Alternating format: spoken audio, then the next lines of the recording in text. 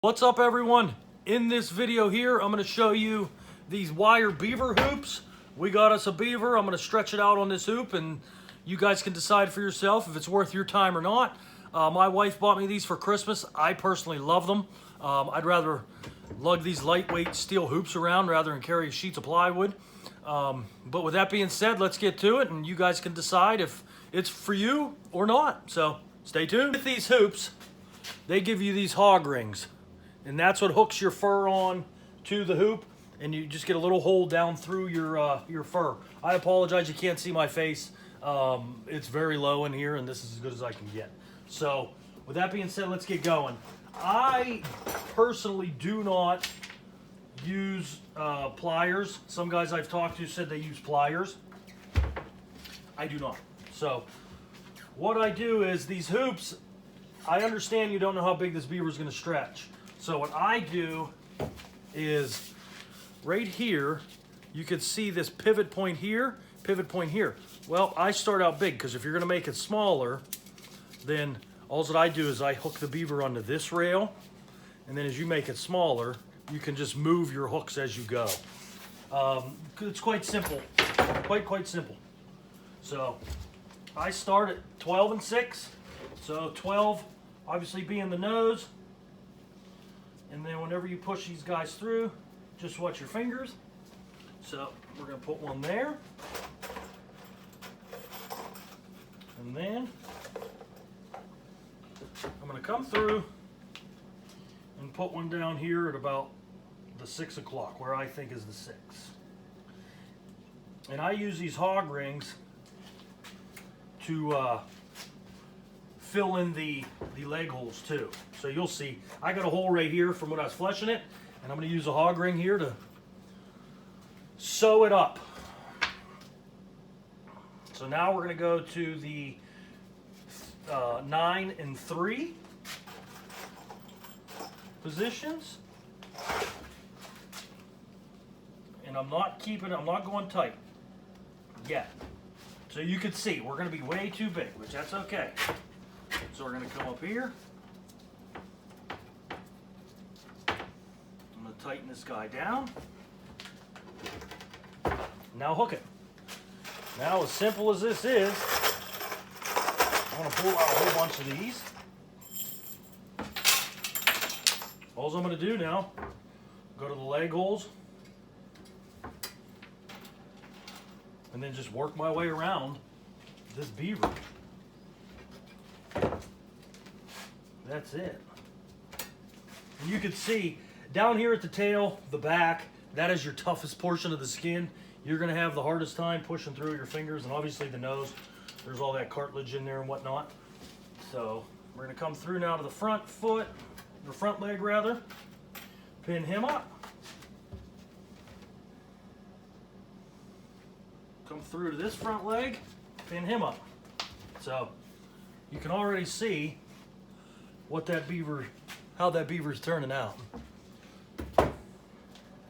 So, I mean, if you're old school and you want to pound nails, I get it. I totally understand. I still use rebar stakes. So, and you can see I have a little bit of fat here. Still, I'm not worried about that. If you're just starting out and you know you're worried about getting every little bit of fat off of this, don't worry about it. Because whenever I go put this next to my wood burner for this to dry up, that fat is just going to melt off. It'll melt off and you'll never know it was there.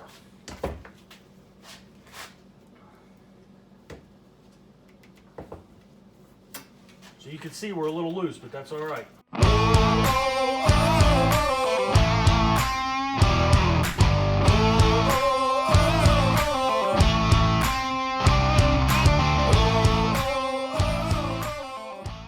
So now, I pretty much have all these hooked. I'm going to get one more right here on a spot that I missed.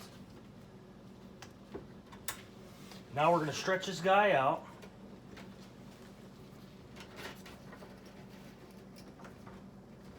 Then what I do is, whenever I do it, I'll just set that. And then you can see right there, that hook's in the way, not a problem. So we're going to move that. So a lot of guys freak out when their beavers are around. Give that guy a quick quick bend. It's a little oval. And what I'm going to do, stretch her back out because she's still loose. Now, we're just going to work our way around again. All right, so we got our beaver on the hoop. You can see the back side of them looking good. But you can still see we still have the leg holes to do. So what I've been doing is taking a hog ring, hooking through,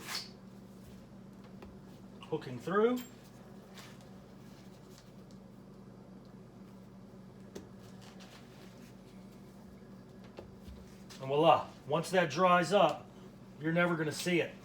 And for the garment industry, for these beavers, what they do is they actually cut out a U here on each leg, and the face, I don't know if they come across this way and just, you know, lose this whole top portion of the fur. I'm not sure, but I know on these back legs they cut out a big U to get rid of these holes. So this more or less just dresses it up for the buyer. So let me work through and finish up the 4 legs, and I'm going to do the same thing with that hole. That's it. So we got all 4 leg holes closed up. He had some damage right here. I don't know if he got into a fight, but there was a bunch of pus that came out right there whenever I was fleshing them. So, and then right here I just got those couple hog rings in there just to keep that from opening up more as it dries. And that's as simple as these hoops, honest to God. I love them, real quick, easy. So now what I'm going to do is I'll just go take it in next to the wood burner, and I'll just sit it up just like this, and it'll dry up both sides. So, and I'll show you what the finished product look like. All right, folks, that's a finished beaver on one of these hoops. You can see he's dry. I'll bring him over to you so you can check them out. But other than that, it looks good. You can see that this one here, this was one of the first ones I did. I didn't do the front legs. But, I mean, it's coming out looking nice. You can see that didn't take me very long. I know I sped up the video so you guys didn't have to watch me sit there and pin these beavers the whole time. But regardless, much quicker in my opinion than plywood, sitting there tapping nails, pulling the skin off the plywood, off the plywood so that way air can get through the back and the front. You take this guy, much easier to store them, and just all out effective in my opinion. So I hope you enjoyed this video, and I hope this helps you make up your mind if you want to start trapping beavers, and if you do trap beavers, start using these wire hoops or keep using your plywood. So thanks for watching. We'll catch you in the next one.